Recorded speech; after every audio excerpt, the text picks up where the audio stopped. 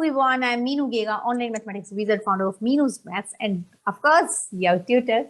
Okay, तो आज था आपका साइंस का एग्जाम, कैसा हुआ भाई? जल्दी से मुझे कमेंट बॉक्स में बताओ who done well and किसको थोड़ा सा प्रॉब्लम हो गई. ओके, चलिए साइंस तो हो गया. नेक्स्ट एग्जाम है हमारा मैथ्स का एग्जाम है. तो अभी हम कैसे पढ़ना है, किस किस के माइंड में टेंशन चल रही कि कहाँ से प्रिपरेशन स्टार्ट करें, मैंने पहले ठीक से पढ़ा नहीं है, मेरे पास नोट्स नहीं है, समथिंग लाइक दिस. तो मैं आपके लिए आज का वीडियो ये लेके आई हूँ जिसके अंदर मैं आपको नेक्स्ट 1 आवर के अंदर, मैं आप अप्रोक्सीमेटली 1 आवर के अंदर मैं आपको सारा सिलेबस को एक शॉर्ट में बताने वाली हूँ कि किस तरह से क्या क्या वहाँ पे पॉइंट्स हैं हमारे, कितने कॉन्सेप्ट्स हैं. सारे कॉन्सेप्ट्स हम शॉर्टली डिस्कस करने वाले हैं फास्टली, और उसके साथ साथ ये भी देखने वाले हैं कि क्वेश्चंस किस तरह से आने वाले हैं. सो और एंड में watch my video till the end, because at the end I'm going to give some bonus tips कि किस तरह से पढ़ना है आज का दिन, कल का दिन, and both को before exam also. So watch the video till the end.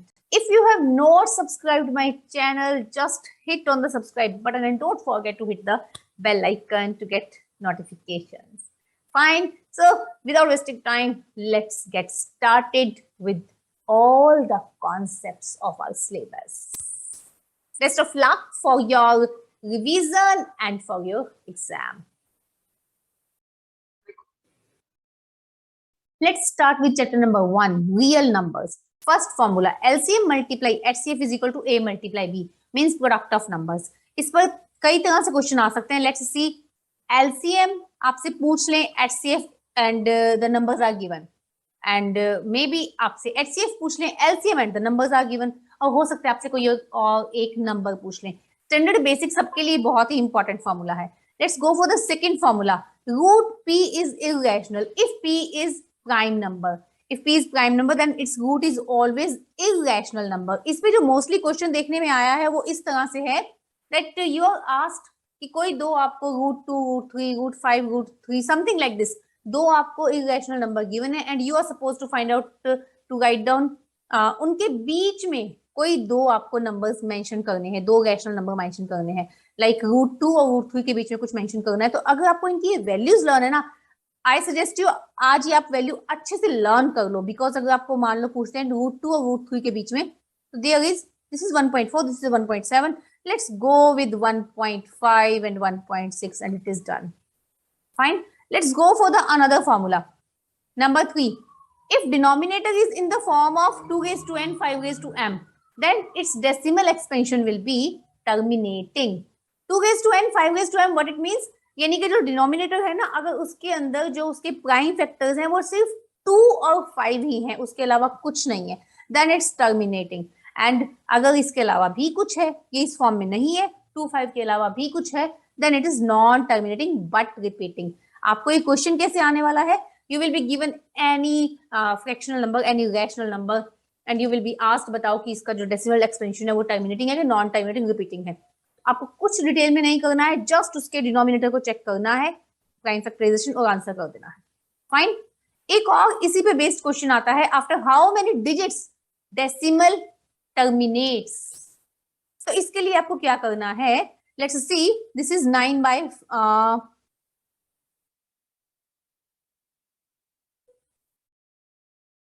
it's 9 upon 2 raised to 3, 5 raised to 6. तो आपको यहाँ पे कुछ नहीं करना है, just look at this number 2 raised to 3 and 5 raised to 6. इन दोनों में से जो भी आपका बड़ा नंबर है ना, that is in this it is 6.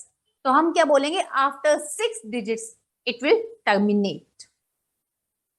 Let's go with the second chapter, polynomial. Polynomial, simple polynomial क्या है? ax square plus bx plus c. इस पर कई तरह के क्वेश्चंस आ सकते हैं आपके पास. फर्स्ट क्वेश्चन बिल्कुल भी भूलना मत. आई होप कुछ बच्चे ऐसे होंगे जिनको ये नहीं पता, इसका जो ग्राफ बनता है वो हमेशा पैराबोला शेप का होता है. आपके पास केस स्टडी आ सकते हैं जिसके अंदर आपको डायरेक्टली कोई भी पैराबोला शेप बनाकर दे सकते हैं, and they will ask you something about that. Case study आने के फुल चांसेस है सेकंड चैप्टर में से. तो आपको क्या ध्यान रखना है? ये देखो बेटा, पैराबोला, ये भी पैराबोला है, ये भी पैराबोला है. The you type shape of the graph, that is parabola. Parabola word भी याद रखना है, बिकॉज इस पर क्वेश्चन आने के फुल चांसेस हैं.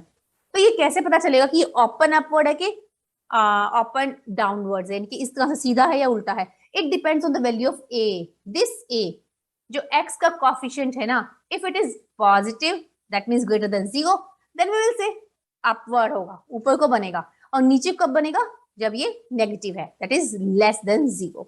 फाइन। और आपको इस चैप्टर में से क्या आना चाहिए, आपको इसमें फैक्टराइजेशन प्रॉपरली आना चाहिए।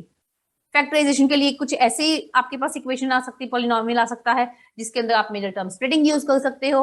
It may be like this also.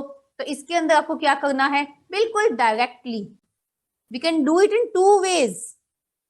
Suppose यहां पे मैं आपको मेंशन कर रही हूं, this is x is equal to √7 plus minus √7।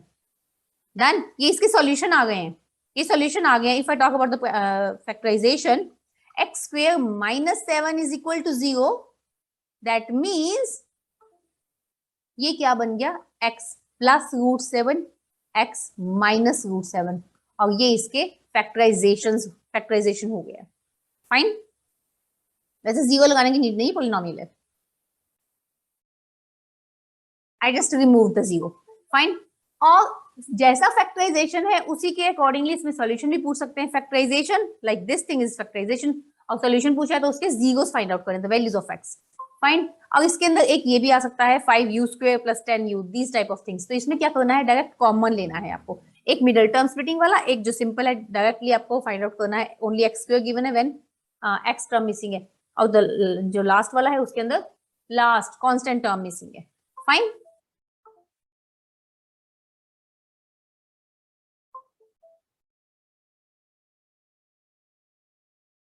आज हम बहुत बेसिक बेसिक सी कुछ बातें ऐसी क्लियर कर रहे हैं जो आपकी एक कुछ ही टाइम के अंदर आपको रेडी कर देंगी, किस तरह से आपको स्टार्ट करना है प्रिपरेशन। फाइन।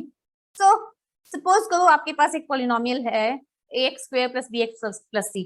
पॉलिनोमियल के चैप्टर में बेसिकली जो है ना क्वाड्रेटिक के ऊपर ही ज्यादा जोर है, तो मैं क्वाड्रेटिक के बारे में ही बात कर रही हूँ। और सपोज करो इसके जीरोस हैं अल्फा एंड बीटा, क्वाड्रेटिक है तो उसके 2 जीरोस होंगे। हाँ बेटा, इस पे भी क्वेश्चन आ सकता है, क्वाड्रेटिक है 2 जीरोस होंगे, क्यूबिक है 3 जीरोस होंगे। ये किस पे डिपेंड करता है, डिग्री पर, हाईएस्ट पावर पर डिपेंड करता है कितने जीरोस होंगे। और कितने जीरोस होंगे ये क्वेश्चन इस तरह से भी आ सकता है, जो आपकी एक्सरसाइज 2.1 है, like this is graph given and this is like this, कितने टाइम वो उसको इंटरसेक्ट कर रहा है, उसके बारे में भी आ सकता है। ये क्वेश्चन क्या है कि कितने जीरोस होंगे इस पॉलिनोमियल, गिवन पॉलिनोमियल के। फाइन। वापस आते हैं हम पॉइंट पे जो हम बात कर रहे थे। ये एक क्वाड्रेटिक पॉलिनोमियल गिवन है आपको, और उसके अल्फा बीटा 2 जीरोस हैं। Keep it in your mind, alpha plus beta is equal to -b/a। अगर किसी बच्चे को ये रूल्स लर्न नहीं है तो इसको जल्दी से लर्न कर लो। Alpha beta is equal to c/a। I hope it's quite clear to you. जिसको नहीं लर्न है जल्दी से लर्न कर लो। एंड एक इस पे क्वेश्चन ऐसा आएगा जिसमें आपको जीरोस गिवन है और आपको पॉलिनोमियल बताना है। जब भी आपको जीरोस गिवन है, पॉलिनोमियल बताना है, कई बच्चे क्या करते हैं कि के को नहीं यहाँ पे यूज करते, डायरेक्टली इस पे बात करते हैं। सिंपली अगर आपको पॉलिनोमियल लिखना है ना तो आप इस पे आंसर कर सकते हो, x² - alpha + beta x + alpha beta. यहाँ पे आपको एक बात बहुत अच्छे से क्लियर कर देना चाहती हूँ, अगर 2 जीरोस गिवन है ना, इट हैज इनफाइनाइट पॉलिनोमियल्स, बहुत सारे पॉलिनोमियल हो सकते हैं। जैसे जैसे हम के की वैल्यूज चेंज करते जाएंगे ना, तो वो पॉलिनोमियल्स चेंज होते जाएंगे। फाइन। ऐसे इनफाइनाइट पॉलिनोमियल्स होते हैं जिनके सेम ही आंसर आते हैं। ओके। तो इस तरह के जो एग्जाम में अभी सैंपल पेपर्स में और प्रीवियस ईयर्स पेपर्स में क्वेश्चन देखने को मिलते हैं, उनमें क्या होता है, जो भी हमारे अल्फा बीटा गिवन है ना, उस पर डायरेक्ट आंसर आता ही नहीं है। समथिंग देयर इज के की वैल्यू होती है कुछ, जिससे कि बच्चों को आंसर पहचानने में प्रॉब्लम होती है। तो ये कैसे होता है, आपको एक एग्जांपल देती हूँ। Look at this very carefully. Suppose करो आपके पास 2 जीरोस गिवन है 2 and 3, 2 जीरोस गिवन है 2 and 3, और आपको इसका पॉलिनोमियल फाइंड आउट करना है। अगर हम सिंपली फाइंड आउट करें, इट इज x² - 2 + 3 यानी कि 5x + 2 × 3 यानी कि 6। फाइन। अब इसमें आपको क्या ध्यान देना है, सपोज करो आपके पास एमसीक्यू में ये तो आंसर है ही नहीं, 2 3 जीरो, लेकिन ये आंसर ही नहीं है। हो सकता है आपके पास आंसर इस तरह से हो, 2x² - 10x + 12। In this 2 is k, and हो सकता है कि आपको आंसर कुछ ऐसे गिवन हो। अंडरस्टैंड, इसमें 1/2 is the k। Okay. I hope आप पहचान लोगे किस तरह से है। एक और टाइप है जिसमें आपकी पॉलिनोमियल पूछा जा सकता है, वो क्या, आपको जीरोस नहीं गिवन है, आपको डायरेक्टली गिवन है sum of zeros, product of zeros, these type of things are given. Okay, तो उसमें आपको डायरेक्टली ये सम यूज करना है। ओके, टू टाइप के क्वेश्चंस हैं, sum and product is given and दूसरा जीरोस आर गिवन, तो ध्यान से कम करना है काम। एक और, sorry, alpha plus alpha beta gamma, जब 3 जीरोस होते हैं, क्यूबिक क्यूबिक पॉलिनोमियल है, 3 डिग्री है, 3 जीरोस है, ये है आपका पॉलिनोमियल। तो इसमें आपको अच्छे से लर्न कर लो, सारे के सारे फॉर्मूले आपके टिप्स पे होने चाहिए। Alpha plus beta plus gamma is equal to minus B by A, alpha beta plus beta gamma plus gamma alpha is equal to C by A, alpha beta gamma is equal to minus D by A. इस पर जो सबसे ज्यादा question देखने को मिल रहा है वो ये है, जब आपसे कहा जाता है एक पॉलिनोमियल कोई गिवन है, fine, and you are suppose to find out product of other two polynomial. एक पॉलिनोमियल गिवन है and you are suppose to find out product of two other polynomial. जो बच्चे सैंपल पेपर्स कर रहे हैं, extra questions कर रहे हैं, डेफिनेटली वो इस टाइप का कोई ना कोई क्वेश्चन कर चुके होंगे, तो उसके अंदर ध्यान रखना बेटा, आपको ये दो चीजें यूज करनी। डन, फाइन, इन दोनों में से आपका, यही दोनों से आपका फाइंड आउट होगा, बिकॉज एक गिवन है, सपोज अल्फा गिवन है, अल्फा की वैल्यू यहाँ पे पुट कर देंगे, जिससे हमारे पास बीटा गामा का रिलेशन निकलेगा। अगर वो आपका direct answer, that is fine, but most of the sample papers जो में देखा गया है वो इस तरह से है कि वो डायरेक्ट आंसर नहीं है। आंसर वहां पे एमसीक्यू में जो आपको नजर आ रहा है ना, वो किसी प्लस की फॉर्म में है और वो यहां से निकलेगा, फाइन। और ये सब यूज करते हुए जब भी आप फॉर्मूला अप्लाई करो, प्लीज ध्यान से देखना इसमें ए बी सी डी कहाँ लिखा हुआ है, बिकॉज जितने सैंपल पेपर्स में नजर आ रहे हैं ऐसे क्यूबिक वाले पॉलिनोमियल्स, उनके अंदर ये जो ए बी सी डी है इनकी प्लेसेस डिफरेंट है। Like this is given a cube plus, sorry, x cube, a x square plus b x plus c. Understood? सब कुछ चेंज हो गया, अकॉर्डिंग टू दैट आपका फॉर्मूलाज भी चेंज हो जाएंगे। Okay, I am speaking very very fast because मैं चाहती हूँ जल्दी से जल्दी मैं आपको एक टिप्स बता दूं कि किस तरह से आपको बेसिक बेसिक आपके क्लियर हो जाए ये वीडियो देखते देखते, और आप जल्दी से रेडी हो जाओ अपना फुल प्रिपरेशन करने के लिए। एक और यहाँ पे बात करते हैं, ये जो अल्फा प्लस बीटा वाला हमने बात की है ना, इस फॉर्मूला पर बेसिकली जो ज्यादा क्वेश्चन देखने को मिल रहा है वो कौन सा है, when it is given that one zero is opposite to the other one, it means beta is given to minus alpha, one zero is opposite to the other one। ऐसे में आपको ये वाला फॉर्मूला अप्लाई करना है। एक और देखने को मिल रहा है क्वेश्चन, इसमें कहा जाता है कि one zero is reciprocal of the another one, that means we are given that beta is equal to 1 by alpha, तो आपको ये वाला फॉर्मूला यूज करना है। Each and every formula should be ready. यहाँ पे इस वीडियो के अंदर मैं आपको बहुत इंपॉर्टेंट फॉर्मूलाज बताऊंगी, जिससे आपका सारा का सारा सिलेबस जो है ना, आपको उसके रिव्यूज मिल जाएंगे, आपको टचअप आ जाएगा, आप इसको बिगिनिंग में भी एंड में भी अपनी प्रिपरेशन के देख सकते हो। Let's go for the another chapter, linear pair of equations. Linear pair of equations में सबसे पहले बहुत बहुत बहुत जरूरी बात, आपको इक्वेशन को फॉर्म करना आना चाहिए, क्योंकि वर्ड प्रॉब्लम्स आपके पास आने वाले, डेफिनेटली बहुत ज्यादा चांसेस है कि आपके पास केस स्टडी लीनियर पेयर पर आएगी। फुल एक प्रॉपर आपका वर्ड प्रॉब्लम गिवन होगा, आपको वहां से इक्वेशन बनाना आना बहुत ही जरूरी है। बेसिक के पेपर में बहुत इजी वर्ड केस स्टडी आने के चांस हैं, जिसके अंदर बड़ी इजीली आपकी इक्वेशंस बन जाएंगी। स्टैंडर्ड वाले बच्चे थोड़ा अच्छे से ध्यान रखें कि बहुत डीपली समझना पड़ेगा आपको वर्ड प्रॉब्लम्स को। आप सॉल्व जैसे मर्जी करो, elimination method, substitution method, go for that method जिसमें आप खुद को एक्सपर्ट समझते हो। Elimination is less time consuming, time का बहुत अच्छे से ध्यान रखना है अपने एग्जाम के दिन, अपने एग्जाम के टाइम पे। और सब बच्चे अपनी वॉच लेके जाना। Okay, let's talk about this. ये आपके 2 पेयर है, बिकॉज हमारा पेयर पे है चैप्टर। इसमें इस चीज पर क्वेश्चन आने के फुल चांसेस हैं, किसी ना किसी वे में, किसी ना किसी क्वेश्चन में आपको ये चीज यूज करनी ही पड़ेगी, definitely I am damn sure आपको करनी पड़ेगी। तो ये क्या है, if there is unique solution, unique solution means वो लाइंस जो वो इंटरसेक्टिंग है, they are intersecting to each other like this. Intersecting word भी हो सकता है, यूनिक सॉल्यूशन भी हो सकता है। Then a1 by a2 is not equal to b1 by b2। जिस बच्चे ने फॉर्मूलाज नहीं लर्न किए हैं, अभी के अभी सबसे पहले फॉर्मूलाज ही लर्न करो, उसके बाद आगे बढ़ना है। If we talk about no solution, no solution means उनका कोई सॉल्यूशन ही नहीं है, that means they are parallel.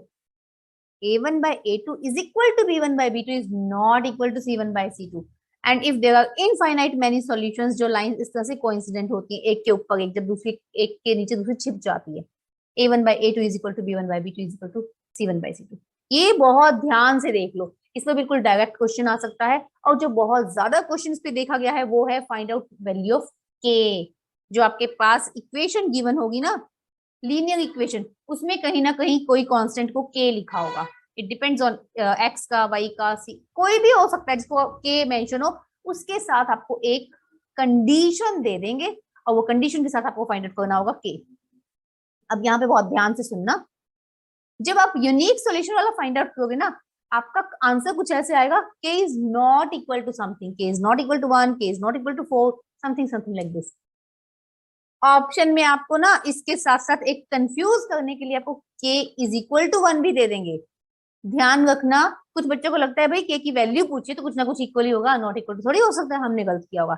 ऐसा नहीं है बेटे, यूनिक सॉल्यूशन में जब आएगी ना बात, तो आपका आंसर नॉट इक्वल टू वाला है। अंडरस्टैंड? इसका मतलब भी जल्दी समझ लो ताकि तुम्हें कंफ्यूजन मत हो कि के की वैल्यू पूछे तो हम के इज नॉट इक्वल टू 1 क्यों बोल रहे हैं। के इज नॉट इक्वल टू 1 का मतलब है 1 के अलावा सारी वैल्यूज हो सकती हैं के की। Got it? सो बहुत अच्छे से ध्यान रखना किस तरह से पूछा गया है। बाकी आप बहुत अच्छे से पहले सिचुएशन को देखना, उसके बाद ही इस पे बात करना। Okay, let's go for the इस चैप्टर से एक और ये क्वेश्चन आने के फुल चांसेस हैं। ग्राफ, आपके पास ग्राफ बना हुआ होगा, केस स्टडी में आने के चांसेस है इसके फुल। ये ग्राफ बना हुआ है केस स्टडी में ना, ये भी हो सकता है कि आपको एक ग्राफ गिवन है, यहाँ पे आपको इस पॉइंट के इस पॉइंट के इस पॉइंट के कोई कोऑर्डिनेट आपसे पूछने। अंडरस्टैंड? और अभी यहाँ पे जो हम ग्राफ के बारे में बात करें, ग्राफ के बारे में बहुत ज्यादा चांसेस है कि आपसे एरिया ऑफ ट्रायंगल पूछा जाएगा। एरिया ऑफ ट्रायंगल का basic simple formula 1/2 multiply base multiply height. Fine. Area of triangle के टाइम पे ना बहुत ध्यान से देखना, वहां पे कुछ मेंशन होगा। जल्दी नहीं मचानी क्वेश्चन पढ़ने में, क्वेश्चन पढ़ना is very very important. Reading पे फुल फोकस रखना, रीडिंग में जल्दी मचाओगे आगे सारा खराब हो जाएगा। ध्यान से देखना, ट्रायंगल ये रहा एक ट्रायंगल और एक ट्रायंगल ये भी तो है, तो किस ट्रायंगल के बारे में बात करें पहले उस पे फोकस करना। आपको गिवन होगा that these are two lines, equations given होंगी। ये दो लाइंस जो है ना एक्स एक्सिस के साथ जो ट्रायंगल बना रही हैं या फिर विद वाई एक्सिस, अच्छे से पढ़ना पहले कौन से एक्सिस के साथ ट्रायंगल हो सकता है, कौन से एक्सिस के साथ ट्रायंगल पूछा गया है। सपोज ये आपको डायग्राम गिवन है and you are suppose to find out area of triangle of these two lines with x axis, तो ऐसे में हमारा ट्रायंगल कौन सा है, तो ये रहा हमारा ट्रायंगल। हमने क्या किया, ये जो दो लाइंस हैं वो ये एक्स एक्सिस के साथ विद एक्स एक्सिस, बार बार बता रही एक्सिस एक्सिस एक्सिस पढ़ लेना पहले वहां पे क्वेश्चन को, जल्दी में नहीं करना है। तो इसका ये तो मिल गया हमें ट्रायंगल। अब इसका फाइंड आउट कैसे करना है, area 1/2 multiply base multiply height. ये है इसका base, this one is base and height is this one. अब ये कैसे पता चलेगी, आपके पास ये कोऑर्डिनेट्स होंगे बिकॉज ये कोऑर्डिनेट एक्सिस हैं। आप वहां से इसका ये डिस्टेंस यानी कि आपको नजर आएगा 1 बॉक्स 2 बॉक्स 3 बॉक्स, वो इसका बेस है, बड़े आराम से नजर आएगा। And this is the height, इसके ऊपर भी आपको इसके सामने आप देख सकते हो कौन से नंबर पे, बिकॉज आपको कोऑर्डिनेट्स पढ़ने आते हैं। जिसको नहीं पढ़ने आता है just text me, I will explain you, I will try to explain you, because ये बहुत ही कम टाइम है हमारे पास। I will definitely answer your chats, so write down in the comment box if you have any doubt. तो ये आप फाइंड आउट कर सकते हो। अब दूसरी बात ये कि अगर वाई एक्सिस के साथ कहते हैं तो कहाँ है हमारा ट्रायंगल, तो ऐसे में ये रहा हमारा ट्रायंगल। ये मैंने ट्रायंगल कैसे लिया, ये एक लाइन, ये दूसरी लाइन विद वाई एक्सिस, ये 3 लाइंस हो गई और इससे बन गया एक ट्रायंगल, ये वाला ट्रायंगल। अब इसमें हमारा बेस कहाँ है, ये है हमारा base. Look at this carefully, ये देखो नेगेटिव बेस, सपोज करो ये -1 है, ये 1 2 3 4 5, तो इसका डिस्टेंस है ना 5 ऊपर 1 नीचे, टोटल डिस्टेंस का 6 है, 6 6 बॉक्सेस, आप बॉक्सेस काउंट कर सकते हो, फाइन। +5 ऊपर, -1 नीचे, जैसे मर्जी देख लो। इसका डिस्टेंस 5 है, इट मीन इसका बेस 5 है। हाइट कितनी है? हाइट ये है, ये इसकी हाइट है।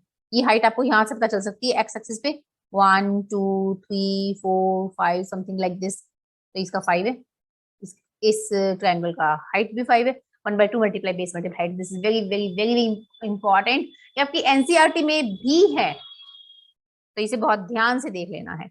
Let's go to the another, देख लेना है। Let's go to the another chapter, triangles.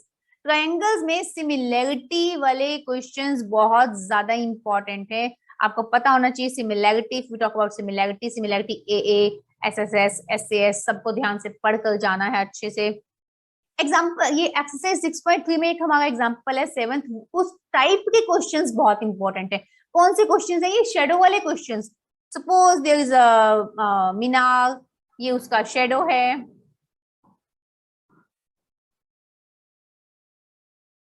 Eight the same time there is a man, ये उसका शेडो है। आपको कोई एक, सपोज करो इसकी आपको हाइट बता दी, इसका आपको शेडो का लेंथ भी बता दिया, मैन की हाइट बता दी, मैन का शेडो का लेंथ पूछ लिया, मैन की हाइट पूछ ली, समथिंग लाइक दिस। 3 टर्म्स दे देंगे आपको, 1 टर्म आपको पूछेंगे। ये जब एट द सेम टाइम जब शेडोज बनती है ना, तो उनके बीच ये जो दो ट्रायंगल बनते हैं ना, ये सिमिलर होते हैं।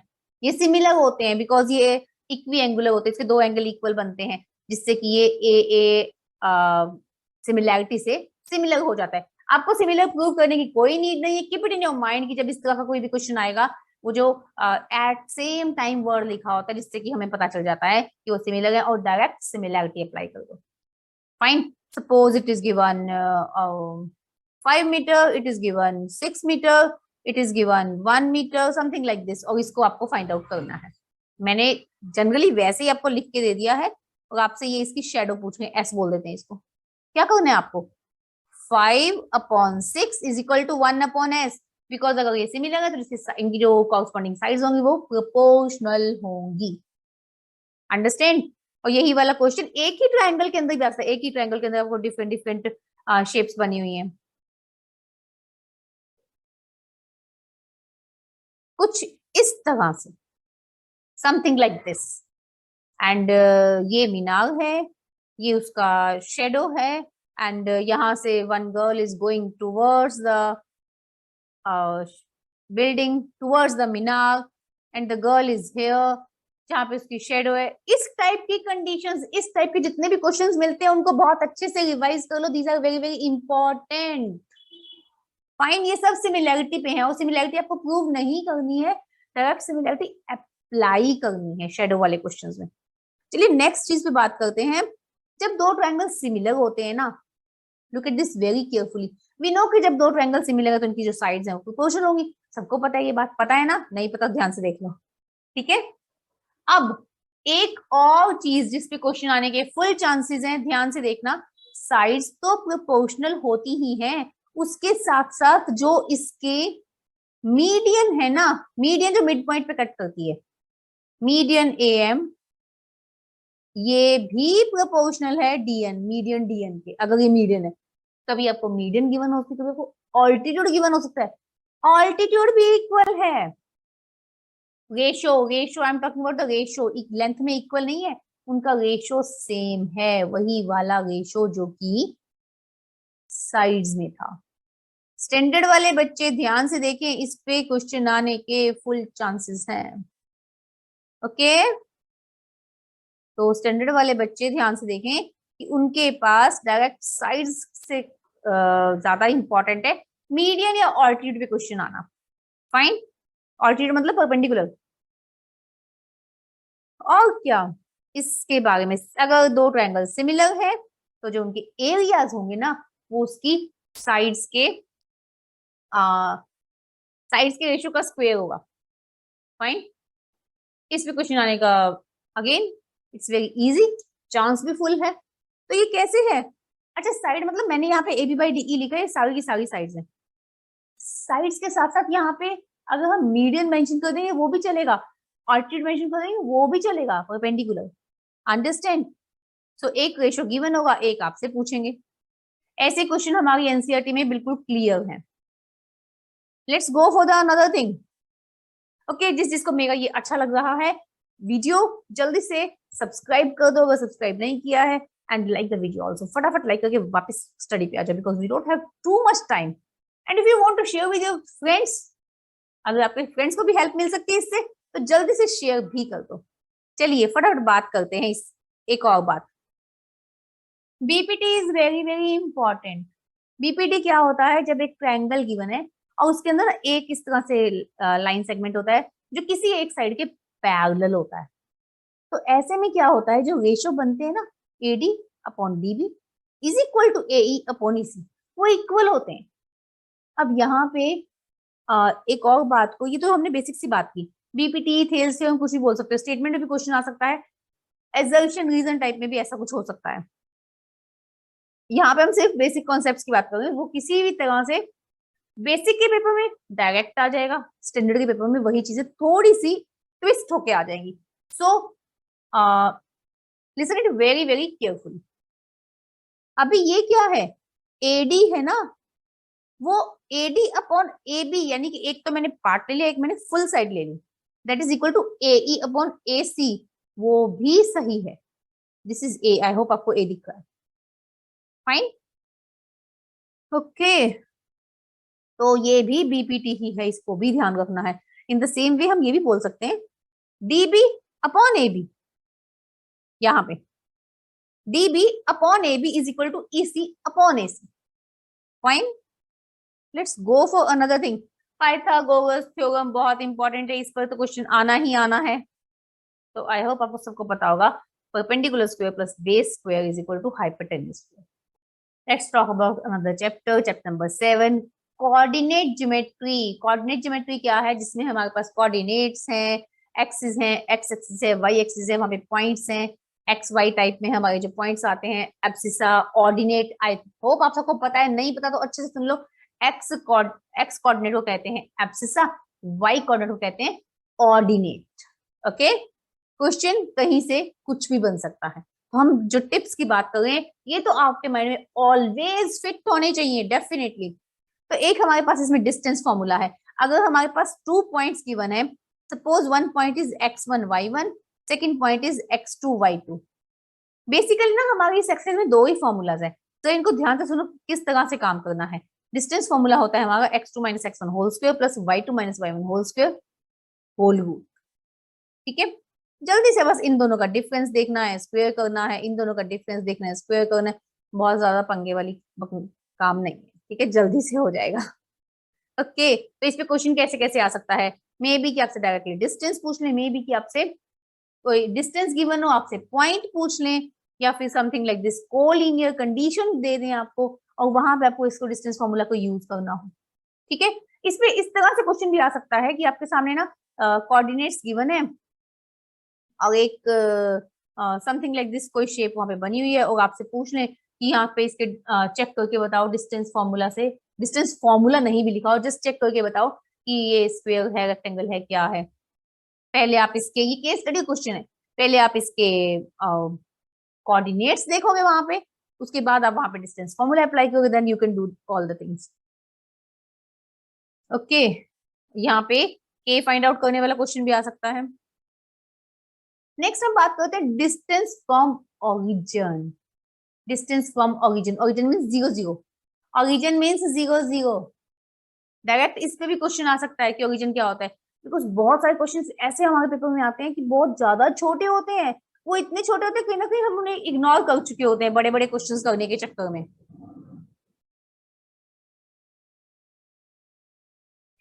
अगर किसी नंबर का आपको डिस्टेंस निकालना है डायरेक्टली ओरिजिन से, तो ऐसे में बिल्कुल डायरेक्ट फॉर्मूला यूज करना, x square plus y square whole root. ज्यादा टाइम वेस्ट बिल्कुल नहीं करना है, बड़े बड़े डिस्टेंस फॉर्मूला लगाने की यहाँ पे कोई नीड नहीं, बिकॉज ओरिजिन की बात होगी तो लाइक दिस आपको फाइंड आउट करना है what is the distance of 2 3 from 0 0, direct 2 square plus 3 square root, done. Okay, जल्दी से काम करना है इस तरह से। Okay, let's talk about the next formula, that is section formula. Section formula क्या होता है? आपको साइड्स के 2 पॉइंट्स गिवन होते हैं और उसके उस लाइन सेगमेंट पे कहीं पे कोई एक पॉइंट होता है जिसके कोऑर्डिनेट्स आपको बताने होते हैं और उसमें आपको रेशियो गिवन होता है, like this is a point, this is another point, ये और यहाँ पे कोई पॉइंट है, ये ए है, ये बी है, आपको इनके कोऑर्डिनेट्स गिवन है x1 y1 x2 y2। इसका ध्यान रख लेना भाई, गलत मत समझना, x1 y1 x2 y2 ये वैल्यूज गलत पुट कर दोगे तो सारा क्वेश्चन खराब हो जाएगा। आपको p के फाइंड आउट करने हैं कोऑर्डिनेट्स, और यहाँ पे ना रेशियो गिवन होता है m1 ratio m2, m1 ratio m2 कहीं पे है, मिड नहीं बोला है, कहीं पे भी है, तो हम कहीं पे भी उसको इस फॉर्मूला से निकाल सकते हैं, m1 x2 plus m2 x1 upon m1 plus m2, m1 y2 plus m2 y1 upon m1 plus m2। आई होप आपको ये फॉर्मूला ऑलरेडी लर्न होगा, नहीं लर्न है तो ध्यान से देख लो, पढ़ लो, ये देखो 1 2 2 1 1 2 2 1, बड़ी इजीली आपको समझ आएगा इससे। इसी फॉर्मूला को ना हम इस फॉर्म में भी लिखते हैं, के की फॉर्म में भी लिख सकते हैं। ये यहाँ पे क्या है, हम कहते हैं कि जो गिवन ये जो पॉइंट है ना P, वो ए बी को के रेशो 1 में डिवाइड कर रहा है। ये वाला फॉर्मूला बेसिकली हम वहां पे यूज करते हैं जहां पे हमें ये रेशो फाइंड आउट करने को बोला जाता है। पॉइंट फाइंड आउट करना है तो ये फॉर्मूला हमने अप्लाई किया, और अगर हमें रेशियो फाइंड आउट करना तो तब हम ये के वाला फॉर्मूला अप्लाई करते हैं। और रेशियो जब भी हमें फाइंड आउट करना होता है ना, तो हमें सिर्फ एक पार्ट ही सफिशिएंट होता है इसका, कंप्लीट डबल डबल करके अपना टाइम बिल्कुल नहीं वेस्ट करना, because we will having many questions to solve in less time. Okay, जितने क्वेश्चन इजिली जितना हो सके जल्दी सॉल्व हो जाए उतना ही अच्छा है, बिकॉज क्वेश्चन पेपर के अंदर कुछ हॉट क्वेश्चंस भी होने वाले हैं जो आपका टाइम लेंगे अच्छे से। ठीक है, so keep it in your mind, जितना हो सके आपको जल्दी हो, लेकिन जल्दी में गलत नहीं हो। ओके, तो इस पे कैसे क्वेश्चन आएंगे, रेशियो फाइंड आउट करने क्वेश्चन आ सकते हैं, पॉइंट फाइंड आउट करना है। ओके, रेशियो मतलब ये जो m1 m2 था वो हमने के वाले फॉर्मूला से फाइंड आउट करना है, पॉइंट वो जो बीच वाला p पॉइंट, और ये भी हो सकता है कि आपसे ये साइड वाला कोई पॉइंट, ये पॉइंट में कुछ मिसिंग हो, बीच का पॉइंट कुछ दे दें, इस तरह से भी आ सकता है। डिफरेंट डिफरेंट वे में आपको यूज करना है। इस टॉपिक से रिलेटेड सारे के सारे क्वेश्चन बहुत अच्छे से रिवाइज कर लो, ये बहुत ही ध्यान से देख लो। आपसे पूछा जा सकता है कि find ratio when the line is divided by x-axis, when that line is divided by y-axis, understand? So यहाँ पे रेशियो फाइंड आउट करना है, बीच वाला पॉइंट गिवन नहीं है। जब x एक्सिस बोल रहे हैं ना, दैट मीन्स जब x एक्सिस बोल रहे हैं तो उसका मतलब क्या हुआ, y is equal to 0 given है। क्यों? बिकॉज x एक्सिस की इक्वेशन होती है y is equal to 0, x axis की इक्वेशन होती है y इज इक्वल टू 0, अच्छे से लर्न कर लो। x एक्सिस की इक्वेशन होती है y इज इक्वल टू 0। अगर आपको रेशियो फाइंड आउट करना है, आपको साइड के दो पॉइंट गिवन है, a है b है आपके पास, यानी कि x1 है y1 है x2 है y2 है, और रेशियो आपको फाइंड आउट करना है, तो बीच वाले पॉइंट के बारे में सब कुछ नहीं गिवन, एक बात गिवन है कि वो x एक्सिस पे है, मतलब y is equal to 0 given है। और जब रेशियो फाइंड आउट करने में मैंने आपसे पहले ही कहा था, जो हमारे पास टू पार्ट्स है ना, ये इनमें से किसी एक के को भी आप सॉल्व करोगे हो जाएगा। एक्स एक्सिस का बोल रहे हैं मतलब y is equal to 0, just इसको यूज करके आपका काम बन जाएगा। और अगर आपसे बोल रहे हैं y एक्सिस मतलब x इज इक्वल टू 0, तो आपको ये बिगिनिंग वाला यूज करके हो जाएगा। अंडरस्टूड? एक बात और यहाँ पे बात करते हैं, चलो ये तो क्लियर होगी बात, equation of x axis y is equal to 0, equation of y axis x is equal to 0।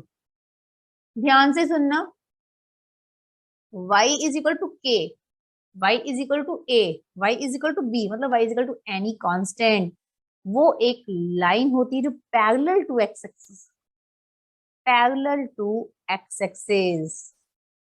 Fine, okay. x is equal to 0 है y एक्सिस, और x is equal to k, k positive negative कुछ हो सकता है, ये एक line है which is parallel to y axis. ये छोटी छोटी बातों पे बड़े आराम से वन मार्क में, सारे क्वेश्चन ही है 1 मार्क के, इन पे बड़े आराम से आपकी केस स्टडी के अंदर क्वेश्चन बनने के फुल चांसेस हैं। ओके, एक और बात ध्यान से सुनो, if we are talking about point is on x axis, that means x0, x axis की इक्वेशन हमने बोली ना y इज इक्वल टू 0, तो ध्यान से देखो x एक्सिस पे कोई पॉइंट है दैट इज x, जीरो, क्योंकि उसका वाई कोऑर्डिनेट तो जीरो होना फिक्स है। ये यहां से हमें समझ आ रहा है। Point on y-axis, that is 0 y. Understood? Let's talk about the midpoint formula. अब यही जो है ना सेक्शन फॉर्मूला क्या कहेगा था, उसके बीच में कहीं पे पॉइंट है। अब अगर मेरे को देखो बीच में ही पॉइंट है तो बन गया मिड पॉइंट, और वो बिल्कुल सेंटर में, वहां पे रेशो वन है ना, तो एक्चुअली m1 m2 1 1 हो गए हैं। डिटेल सॉल्व कुछ नहीं करनी है, सिंपल सा फॉर्मूला याद रखो, x1 plus x2/2 y1 plus y2/2, done. एक सेंटोइड का फॉर्मूला भी याद कर लो भाई, इससे भी क्वेश्चन आ सकता है। सेंटोइड, स्टैंडर्ड के बच्चे ध्यान से देख लें। सेंटोइड x1 plus x2 plus x3 upon 3, y1 plus y2 plus y3 upon 3। तो क्या है ये, वही जैसे हम ग्राफ की बात कर रहे थे। यू नो समटाइम्स दो दो चैप्टर मिक्स भी हो सकते हैं। Linear pair equations and coordinate geometry mix हो गया, इसके मिक्स होने के फुल चांस है, बिकॉज जो ग्राफ है वो लीनियर पेयर से बन रहा है, एंड उसके जो कोऑर्डिनेट्स है वो हमें कोऑर्डिनेट वाले चैप्टर से, 7 चैप्टर से।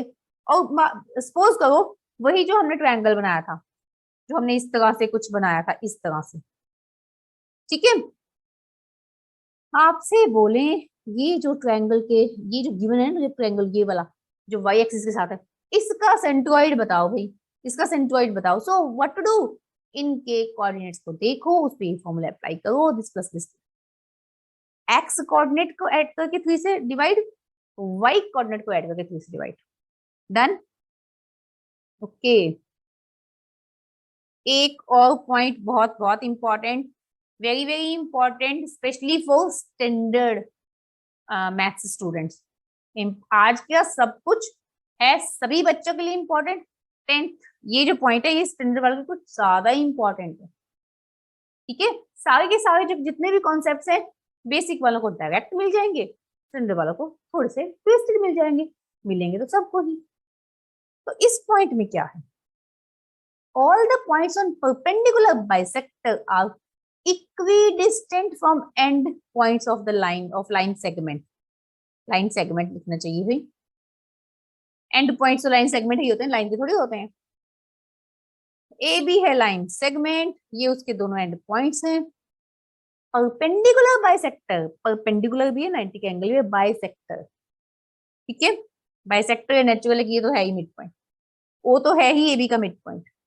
इस लाइन के ऊपर कहीं भी कोई भी पॉइंट ले लो, ऊपर नीचे, सारे के सारे पॉइंट्स ए बी से इक्वी डिस्टेंट होंगे, M A is equal to M. Keep this concept in your head, okay. Let's go for the trigonometry. I hope सबको अच्छे से समझ आ रहा है, ये आपके लिए बहुत बहुत इंपॉर्टेंट है।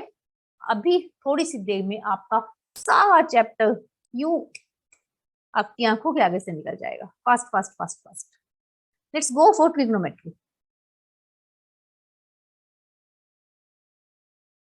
ट्रिग्नोमेट्री, ट्रिग्नोमेट्री पे सम्स कैसे कैसे आने के चांसेस हैं। ट्रिग्नोमेट्री से बेटा डरने की कोई नीड नहीं है, ऐसा कोई सीन नहीं है कि बहुत ओवर डिफिकल्ट क्वेश्चंस आएंगे, ऐसा कोई सीन नहीं है। सो सबसे पहले ना आपको ट्रिग्नोमेट्री की जो रेशियोज की वैल्यूज है ना, उनको ध्यान से लर्न कर लेना है। वो 0 to 90 वाला जो टेबल है, I am showing your table also, this table के, ये टेबल आपको बहुत अच्छे से लर्न होना चाहिए। किसी बच्चे को ये टेबल लर्न करने में कोई प्रॉब्लम है तो मेरा एक और वीडियो जिसमें मैंने टेबल को एक्सप्लेन किया है, I will share that link also in my description. और आप ये वैल्यूज के ऊपर ना दो दो क्वेश्चन भी आ सकते हैं बड़े आराम से। एक बिल्कुल इजी डायरेक्ट हो सकता है, एक थोड़ा ट्विस्टेड हो सकता है, ध्यान रखना आएंगे क्वेश्चन 100%। वैल्यूज आपको बहुत अच्छे से लर्न होनी चाहिए।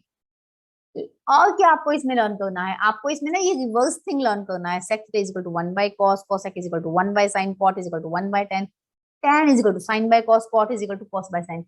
विदाउट फॉर्मूलास देखो बेटा ट्रिग्नोमेट्री होने नहीं वाली, तो लर्न इट, फाइन। बहुत सारी जगह पे आपका यूज होने वाला है ये। और इसमें ट्रिग्नोमेट्री के अंदर आपकी आइडेंटिटीज, आइडेंटिटीज पर वैसे तो थोड़ा सिंपल क्वेश्चन आने के ही चांसेस हैं, लेकिन स्टैंडर्ड वालों के एग्जाम में अच्छे क्वेश्चंस आ सकते हैं जो थोड़े से ट्विस्टेड होने वाले हैं, फाइन।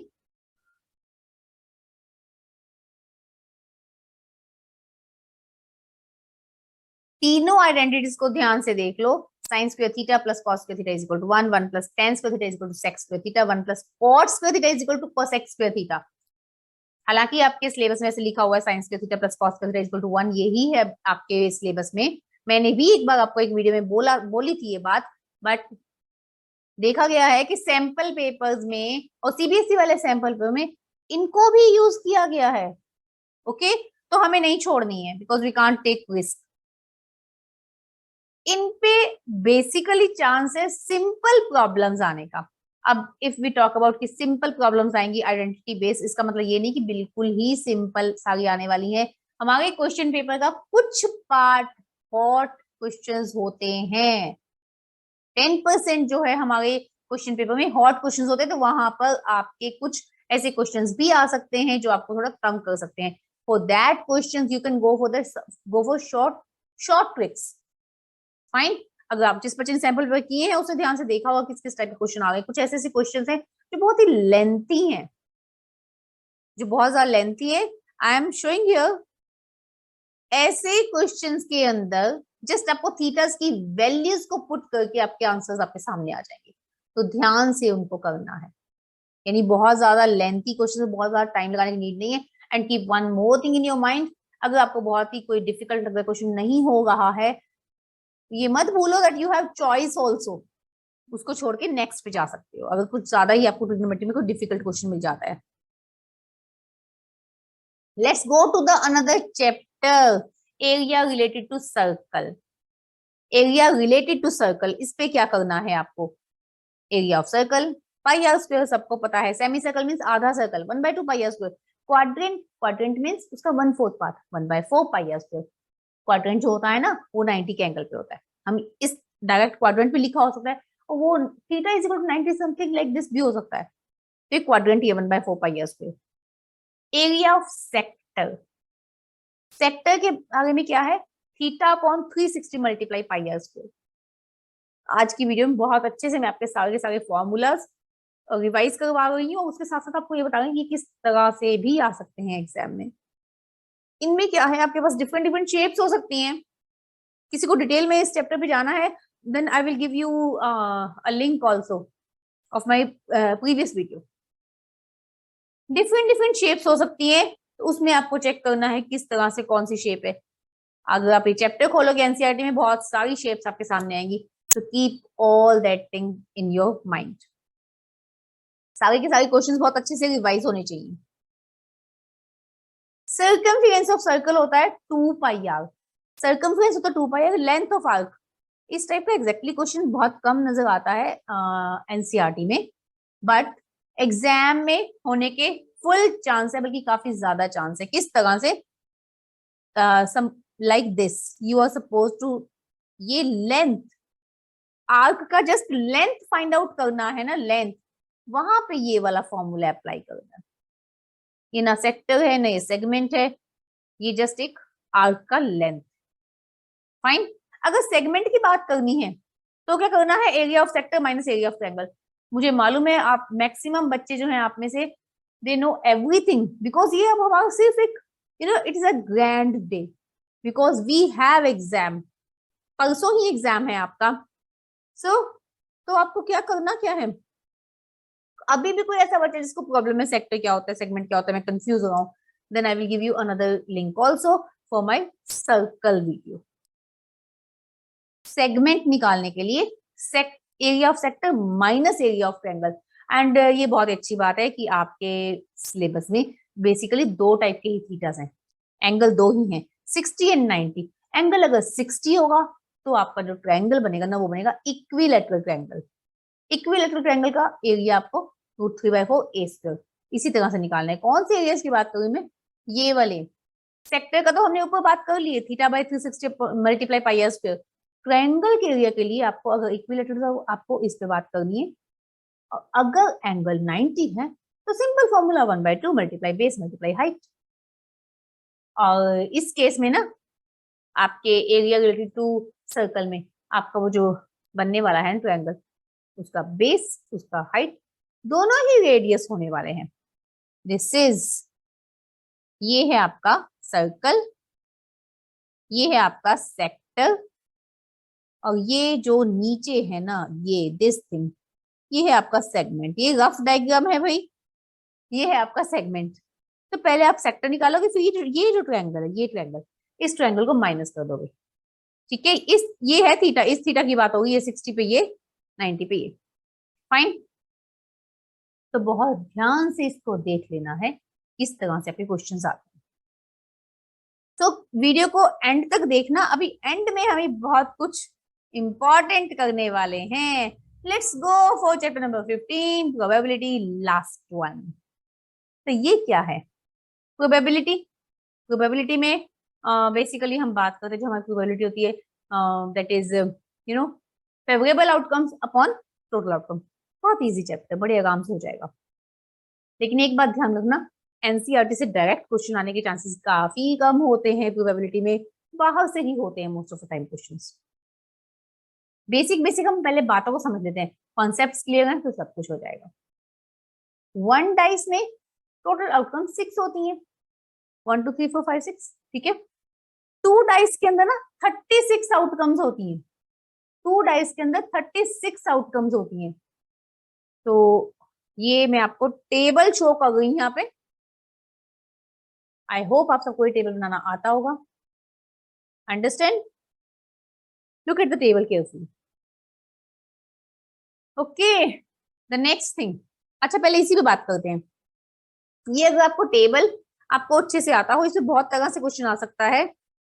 लाइक आपने बहुत सारे ऐसे क्वेश्चन पढ़े होंगे, प्रोबेबिलिटी निकालनी है ऐसी इवेंट की जब दोनों नंबर सेम हो, मींस 1 1 2 2 3 3 4 4 5 5 6 6। इसको देखना है, देयर शुड बी एटलीस्ट 1 2, मतलब 2 1 2 2 2 3 2 4 2 5, या फिर अच्छा 2 6, और उधर से 1 2 3 2 4 2। अंडरस्टैंड? इस तरह से एटलीस्ट 2। अगर ये लिखा है ओनली 1 2, तो जो वो 2 2 वाला है ना, वो नहीं लेना। बहुत ध्यान से काउंटिंग करना कि हमसे कौन सी आउटकम्स पूछी गई है। 1 कॉइन में 2 आउटकम्स होती हैं, हेड एंड टेल। बाकी 1 कॉइन वाला काफी ज्यादा इजी है, लेकिन इजी चीज भी कई बार इतनी इजी चीज आती है जो हमें लगता है ये तो ज्यादा इजी है। ठीक है, तो 2 कॉइन्स पे आने के ज्यादा चांसेस हैं। 2 कॉइन्स में 4 आउटकम्स होती हैं, कौन कौन सी? दोनों हेड, दोनों टेल, हेड टेल या टेल हेड। इस पे ध्यान से देख लेना भाई, ये डिफरेंट डिफरेंट है। फर्स्ट में हेड, सेकंड में टेल, फर्स्ट में टेल, सेकंड में हेड। अब इस पे क्वेश्चन ऐसे आ सकता है कि probability there is at least 1 tail. At least 1 tail यानी 1 वाले भी उठाने और 2 वाला भी उठाना है। ओनली 1 टेल तो सिर्फ 2 ये ही उठाने हैं। समझ गए? फेवरेबल आउटकम्स में टोटल तो 4 फिक्स ही है। अगर 3 कॉइन का क्वेश्चन आता है, वैसे कम चांसेस है, अगर आ जाता है ना तो 8 आउटकम्स होती हैं, 8 आउटकम्स होती हैं। फाइन। और क्वेश्चन चांसेस है जो आपका इसमें है कार्ड्स का।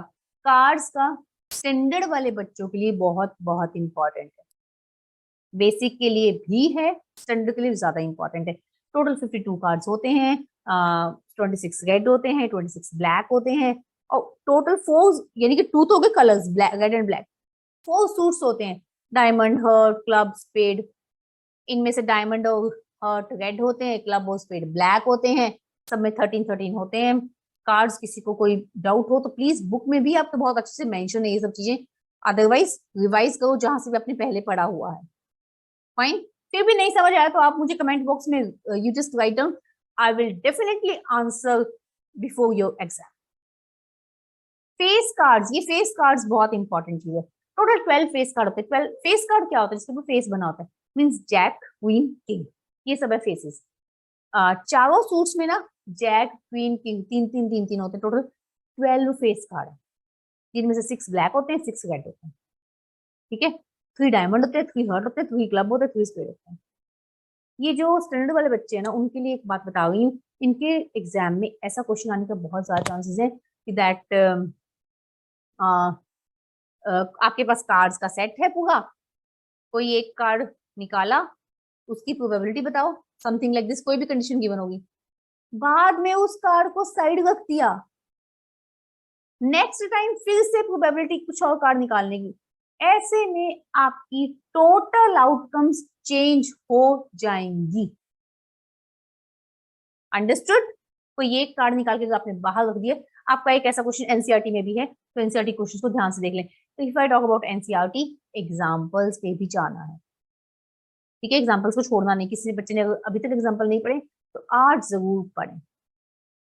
ओके, हम बात करते हैं नेक्स्ट पॉइंट की।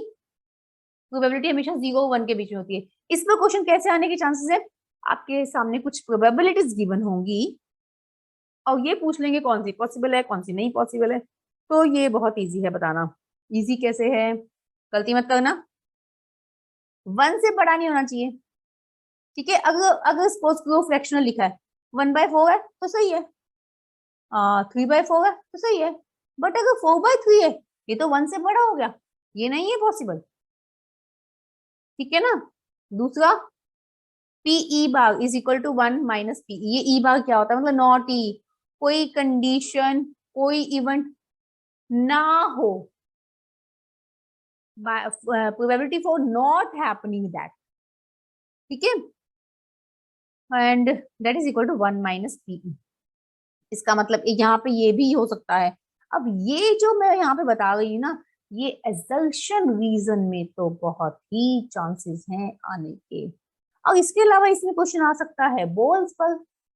You have some balls, there are some red, there are some green, 5 red है, 8 ग्रीन है, प्रोबेबिलिटी बताओ रेड की।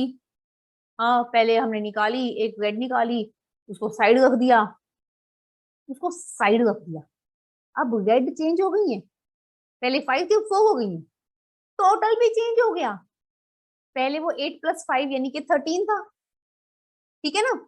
अब वो 4 होगी ना, 8 + 4 यानी 12 हो गया, सब कुछ चेंज हो गया। Look at the question very very carefully. I hope आप सबको ये सारे के सारे पॉइंट्स बहुत अच्छे से ब्रीफली सारा का सारा सिलेबस आपके माइंड में रिवाइज हो गया होगा। तो अब हम क्या बात करने वाले हैं? At the end I am giving you some bonus points, some bonus tips. So bonus tips में आपके पास सबसे पहले ये पॉइंट है कि जैसे आज बेटे आप साइंस एग्जाम दे के आए हो, थोड़े टायर्ड हो, बट हमारे पास बहुत ज्यादा टाइम नहीं है, इवनिंग हो चुकी है। सो सबसे पहले आज का दिन आई विल एडवाइज यू, बहुत ज्यादा डिफिकल्ट चैप्टर मत उठाना। You do real numbers, polynomial, coordinate geometry and probability. Coordinate geometry जो सबसे ज्यादा मार्किंग है, फाइन। तो ये 4 चैप्टर आज आपने रात को करके ही सोने हैं। कैसे करके सोने हैं? एनसीईआरटी से सबसे पहले से कंप्लीट करना है। If you have some material जिसमें सारे के सारे फॉर्मूलाज लिखे हैं तो उसे बहुत अच्छे से लर्न कर लेने हैं उस सबसे पहले। उसके बाद एनसीईआरटी कंप्लीट करनी है with examples. Then go for the exemplar, NCERT exemplar से भी देखने हैं क्वेश्चंस, बिकॉज वहां से बिल्कुल डायरेक्ट क्वेश्चन जो हमें ट्विस्टेड लगते हैं एग्जाम में, जो हमने नहीं पढ़े होते हैं, वो वहां पे बहुत डायरेक्टली हमें मिलते हैं, तो वो भी पढ़ने हैं। और ये पढ़ते हुए 4 चैप्टर आज आपको कंप्लीट करने हैं, और ये चैप्टर करते हुए जहां जहां पे आपको डिफिकल्टी आ गई है, डाउट आ गए हैं, उसे बहुत प्रॉपरली टिक कर लेना, बिकॉज वो आपकी रिवीजन में अच्छे से जाने वाले क्वेश्चन है। अंडरस्टूड?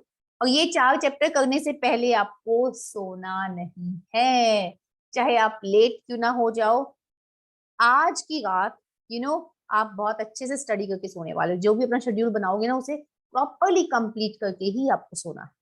फाइन, लेट्स नेक्स्ट, कल सुबह आप जब उठते हो, इट डिपेंड्स, 6 घंटे की नींद आफ्टर 6 आवर्स, जितने बजे सोते हो, आफ्टर 6 आवर्स 5, ठीक है, 5 to 6 आवर्स उठ के अगेन चैप्टर स्टार्ट कर देने हैं जो बाकी 4 बचे हैं। फाइन, जिसको जो चैप्टर ज्यादा डिफिकल्ट लगता है ना वो सुबह उठाना, बिकॉज सुबह आप फ्रेश माइंडेड हो गए, थोड़ा सा फ्रेश होकर अपना सेट होके जल्दी से अपने 4 चैप्टर उठा लेने। डू दैट 4 चैप्टर्स अगेन वही वे। कुछ इंपॉर्टेंट फॉर्मूलाज हैं, जो कुछ भी है, कि आपके पास वीडियो है जिसमें आपको बहुत कुछ नजर आ जाएगा। उसके अलावा then go for the NCERT book examples, NCERT exemplar. और कुछ अगर डिफिकल्ट लग रहा है, अगर आपके पास कोई ऐसे क्वेश्चंस हैं, अगर कुछ डिफिकल्ट क्वेश्चन लग रहे हैं तो उन पे टिक कर लेना है। अगर आपके पास कोई ऐसे क्वेश्चन है जो आपने पहले किए थे किसी सैम्पल पेपर में, प्रीवियस ईयर पेपर में, जहां पे भी जिसने आपको तंग किया था और वो ऑलरेडी मार्क्ड है, that is very very good, उनको अच्छे से रिवीजन ले लीजिए। चैप्टर्स के साथ भी ले सकते हो, एंड में भी ले सकते हो। जब आपके यहाँ पे फुल चैप्टर हो जाएंगे, I will advise you 12 o'clock नून, 12 नून तक अपना ये कंप्लीट हो जाना चाहिए। 3 दिसंबर फ्राइडे 12 नून, कल तक ये कंप्लीट हो जाना चाहिए सिलेबस। सो उसके बाद क्या करना है भाई, हमें थोड़ा सा रिलैक्स होना है, लंच वंच करो, थोड़ा सा सेट हो जाओ, थोड़ा रिलैक्स हो जाओ, अच्छे से अपना माइंड थोड़ा सा सेट कर दो। आफ्टर दैट 1-2 घंटे बाद लेट्स गेट स्टार्टेड अगेन। अब क्या करना है, अब हमें रिवीजन टचअप लेना है। रिवीजन टचअप के अंदर अगर कोई फॉर्मूला तंग कर रहा था वो रिवाइज करना है। जितने क्वेश्चन आपने मार्क किए हैं ना उनको बहुत अच्छे से करना है। जो रिवीजन आप कर रहे हो, जिस बच्चे को लगता है कि मुझे बहुत ज्यादा सम्स तंग करते हैं वो रिटन रिवीजन करें। जिनको लगता है कि नहीं मुझे ये तो बहुत अच्छे से आते हैं, क्वेश्चंस को जरूर ध्यान से पढ़ें, क्वेश्चंस को ध्यान से जरूर पढ़ना है। Then you know complete properly आप इस तरह से रेडी होने वाले हैं। अब कुछ बातें बहुत ही इंपॉर्टेंट है, आप जिस स्पीड से चलोगे finally you know it's all depends on you कि आप किस तरह से चलने वाले हो, बिकॉज डिफरेंट डिफरेंट टाइप के स्टूडेंट्स वो किस वे में काम करते हैं। तो I am with you, I am telling you that how to do that. अब एक और पॉइंट, आज रात आई विल सजेस्ट यू 10 बजे 11 बजे सो जाओ। आप स्लीप वेल। अगर आपका सिलेबस थोड़ा लेट भी हो गया है तो भी उसे कवर अप डे टाइम में ज्यादा ले लो। अगर 12 बजे तक नहीं पूरा हो पाया था, if you have completed till 2, उसके बाद भी जस्ट स्लीप वेल। 10-11 बजे आप बच्चे सो जाओ। मॉर्निंग में उठ के आपको बहुत ज्यादा पढ़ाई नहीं करनी है, just take touch up of the things. Okay, friends को कॉल्स करके नहीं पूछना है कितना हो गया, क्या हो गया, क्या रह गया, मैंने ये किया, तूने वो किया, कौन से क्वेश्चन करने, क्या नहीं करने। डोंट डू दैट, कंफ्यूज हो जाओगे एट दैट मोमेंट, बिकॉज 11:30 आपका एग्जाम है, आपको एग्जामिनेशन सेंटर तक भी पहुंचना है। And I will suggest you, it all depends कि आपका घर कितना डिस्टेंस है एग्जामिनेशन हॉल से। 8:39 तक close your books, close your books, एक बार फ्रेश हो जाओ। After that have some light music और एनीथिंग जो आपके माइंड को लाइट कर दे। ठीक है, बॉडी एंड माइंड दोनों को बहुत लाइट कर लेना है। ध्यान रखना बेटा, ये चीजें बहुत काम आती हैं, बिकॉज आप बिल्कुल स्ट्रेस फ्री होके, बिकॉज एट दैट टाइम आप सोचो कि मुझे ये भी पढ़ना है, मुझे वो भी पढ़ना है, मुझे ये भी करना है, ये नहीं ठीक लगेगा। फाइन, आप कंफ्यूज हो जाओगे। आपको एक रात पहले, आज की रात आप ज्यादा पढ़ो, कल की रात आपको ज्यादा नहीं जागना है। कल की रात आपको टाइमली सोना है, टाइमली उठना है, दिन पे जोर रखो। दिन में बहुत ज्यादा टाइम नहीं वेस्ट करो इधर उधर, अपना स्टडी पे फोकस करो। Fine, and then with free mind and if you want, before after music you can have a look of 15 minute fastly। अगर आपने इसी वीडियो को tips note, these tips, the formulas things, आप उन पे focus कर सकते हो। Otherwise if you have any formula booklet type thing, go for that and then with fresh mind go for your exam। very best of luck for your exam। okay, so if you like the video, please hit the like button and subscribe my channel and share with your friends। Best of luck।